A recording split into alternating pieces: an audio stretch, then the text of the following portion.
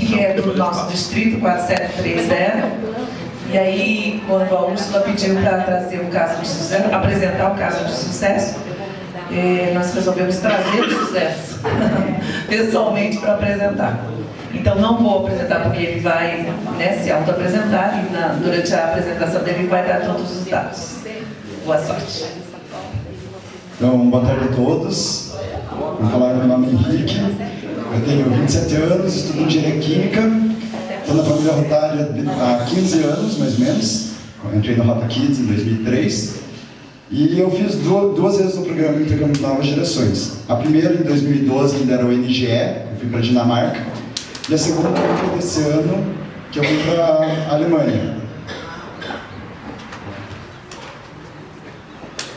Então, primeira vez que eu fiz o intercâmbio, era a minha primeira viagem para fora do país, primeira vez viajando sem família, e aconteceu uma coisa diferente, porque eles mandaram um um guarantee, e eu estava tranquilo. Fui abrir o guarantee na véspera da viagem, estava faltando uma página. Eu não sabia quem era a minha família. Eu tinha o nome do meu conselheiro, o oficial do intercâmbio, não sabia quem era a família. Eu estava indo para Londres para visitar minha tia antes de ir para a Dinamarca. Então eu fui sem saber, mas era o intercâmbio do Rotary, estava mais tranquilo, né? Falei, vou. Estava cheio de expectativas, nunca tinha viajado para fora. Expectativa pela cultura da Dinamarca, eu sempre tive curiosidade. E também neve, eu nunca tinha visto neve. Eu ainda era novo, tinha 21 anos. Então, saí daqui com essa expectativa. Claro, o medo, será que eles vão falar inglês? Eu não conhecia muita coisa, eu só sabia que era o país mais feliz do mundo e que eles não tinham corrupção. Então eu fui, falei, eu confio no Rotary e vou passar. Aí eu cheguei lá, quem me recebeu foi o meu conselheiro, foi no aeroporto me buscar. E a gente no caminho, a primeira coisa que ele me conta, você deu sorte, você veio num inverno bom. A gente nem vai ter temperatura negativa. E a minha expectativa era bem neve. Falei, pronto. Aí a gente foi para casa dele, almoçou. E ele disse, mas tá chegando uma tempestade, de vento e chuva. Resultado, aqui é o mar, como que estava, bem agitado. E aqui também é escuro, mas tem uma pizzaria que ficou 3 semanas ilhada de tanta chuva. E eles erraram um pouco na previsão, pode passar uma. Porque na segunda semana estava menos 15 graus, então era inverno tranquilo. E depois, pode passar? Essa aqui é a primeira semana de neve. Na segunda semana de neve tinha 2 metros de neve na porta da casa, a gente não conseguiu sair num dia, então eu realmente tive muita neve. Eles erraram na previsão. Pode passar. Eu fui hospedado pelo casal de EGD, eles foram, o Torben foi governador em 2010, 2011, e ele era gerente da empresa que eu ia fazer estágio. Eu já conheci a empresa por pesquisar antes, que ele já tinha me mandado alguns e-mails sobre a empresa, e a Karen era professora aposentada. Como os filhos dele já eram mais velhos, um deles já tinha filho, e tinham sido intercambistas, eles aceitaram me receber, só que eles não me tratavam como filho. Eu fui, depois de tempo você vai começar a chamar eles de pai, mãe. Não, eles me tratavam que nem neto, porque eu nunca fui tão mimado na minha vida como eles me mimaram lá. Me ensinaram tudo, queriam que eu experimentasse todas as comidas, tentasse aprender o dinamarquês, não consegui, porque em 42 dias era difícil, mas eu aprendi bastante coisa da cultura deles. E uma das coisas eu aprendi de uma maneira um pouco difícil. Toda vez que eu terminava de comer, eu agradecia pela comida e ficava conversando na mesa. E eles iam lá e serviam mais comida para mim, serviam mais comida. E eu, com vergonha de falar não, e a comida era boa, comia. Eu demorei quase o intercâmbio inteiro para descobrir que na regra de etiqueta deles, que já tinham falado de eu comer com a mão direita, eles comem com a mão esquerda. Se eu não juntasse meus talheres em cima do prato, é porque eu estava com fome ainda. Então eles acharam que eu estava com vergonha e pediam colocando comida. Resultado, eu saí da Dinamarca alguns quilos mais gordo do que eu cheguei, em 42 dias. Eu saí... É mais ou menos que nem aqui. Quando eu fui para lá, eu tinha acabado de terminar o primeiro ano de engenharia química. E no primeiro ano você não aprende quase nada de engenharia. Então eu não tinha ideia do que eu ia poder trabalhar. Falei, ficando fazendo cálculo, ir para laboratório. Então era uma expectativa muito grande. Como que eu vou poder fazer estágio? E eles falaram que eu ia para o laboratório, mas que eles queriam que eu trabalhasse na empresa crescendo, tá? Pode passar. Então, que eu ia crescer na empresa. Como assim crescer? Eu ia começar no chão de fábrica, trabalhando como um funcionário que não tenha curso universitário, ia crescendo até na última semana eu estava trabalhando com os engenheiros-chefes. Então eles fizeram um programa certinho, cada dia o que eu ia trabalhar. E eu falei, muito legal, né? Vou ter a oportunidade de ver todas as áreas. Então lá eu realmente conheci o que era engenharia química.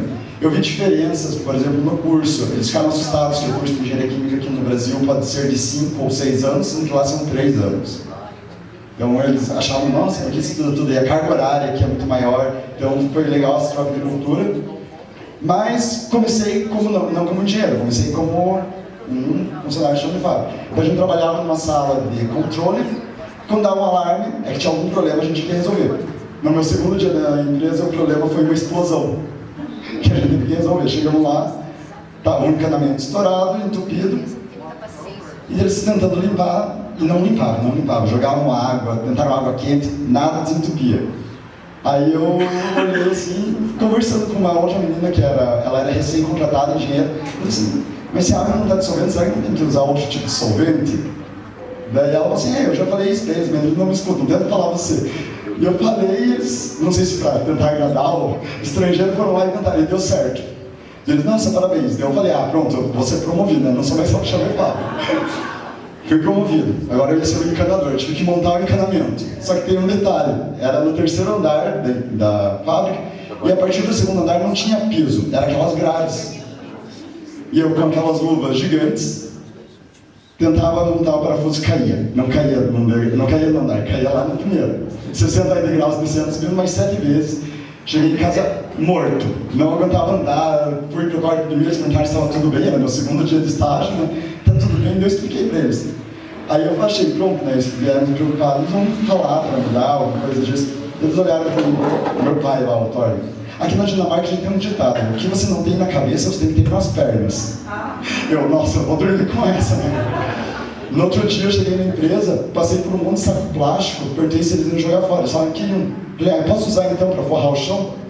Deixaram, forrei o chão do parafuso, caiu, eu dava risada, o parafuso caiu no plástico, eu não quis descer. No fim, porque eu tinha uma semana para fazer, eu terminei no segundo dia fazendo, né? Meu terceiro dia de estágio. Aí sim eu fui promovido, eles falaram, agora você teve mais cabeça do que perna, então você vai ser promovido. Uma coisa também da empresa que foi bem legal é a cultura de igualdade.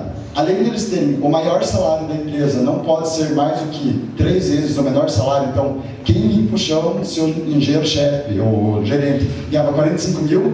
Quem limpa, que é um trabalho que eles consideravam o menor lá, tinha que ganhar no mínimo 15 mil, para tentar manter uma igualdade social. E lá dentro, a regra era a mesma para todos. Todo mundo tinha 40 minutos de almoço, nem nada mais que isso, e todo mundo deixava o carro no estacionamento e andava de bicicleta. Não importava se estava chovendo, estava nevando. Para mim tinha um problema, estava menos 15 graus, eu andando, todo mundo sabia que era eu, né? Porque eu estava eu enrolava as calças, ficava o capacete e meus olhos para fora, o resto eles sabiam que era brasileiro. E a bicicleta eram todas muito altas, eu não tenho a altura do dinamarquês, então eles adaptavam uma bicicleta para mim e todo dia alguém ia lá e roubava a minha bicicleta. Essa história que no Dinamarca não tem rouba mentira, porque bicicleta, se não coloca cadeado, eles me ensinaram que era para eu prender mesmo ou colocar meu nome, porque senão ia embora, que eles pegam a que estava mais próxima. Mas foi muito legal assim, o crescimento que eu tive dentro da empresa. Pode passar. Além disso, a cultura da Dinamarca era uma expectativa muito grande e realmente eu cheguei lá com opção zero.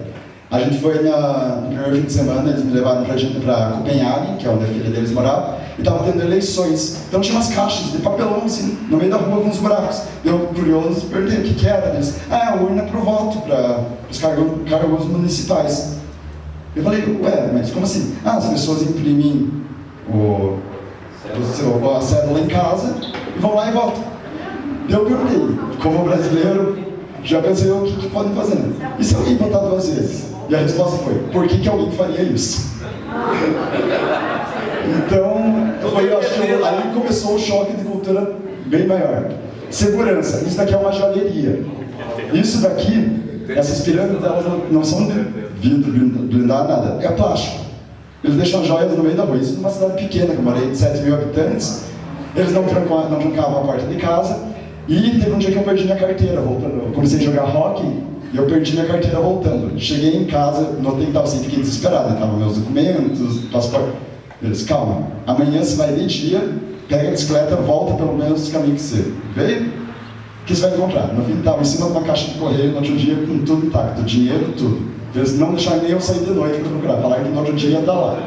Claro, uma cidade pequena, mas foi outro choque de cultura.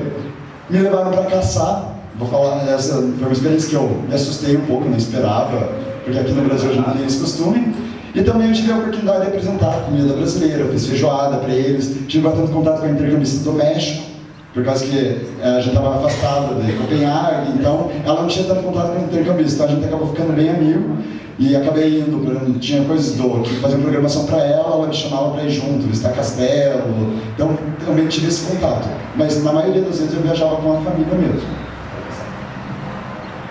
Aí teve os frutos desse intercâmbio. Em 2015, minha família e mais 2 casais de governadores vieram para fazer o intercâmbio da amizade aqui no Brasil. Então a gente encontrou com eles na convenção internacional, que é em São Paulo. Eles foram para o nosso distrito, viajaram no nosso distrito com a Denise, com a Naídes, foram para Curitiba, com a Márcia.